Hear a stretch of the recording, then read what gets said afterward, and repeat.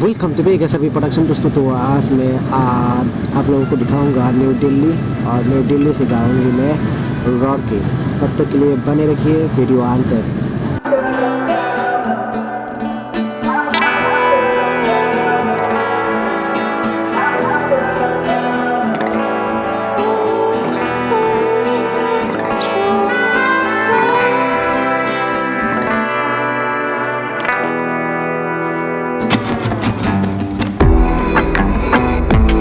अभी रात की 12 बज चुका है दोस्तों।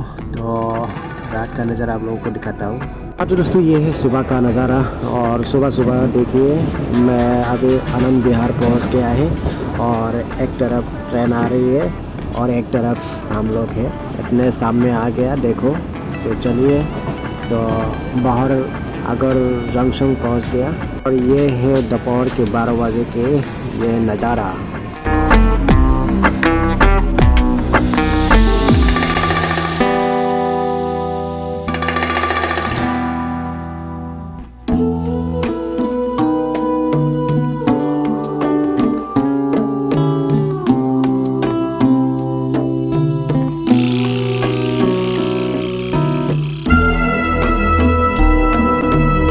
और दोस्तों में दोपहर के 12 बजे एक दोस्त मोहल्ला है छोटा सा, ये है राहुल राजस्थान की।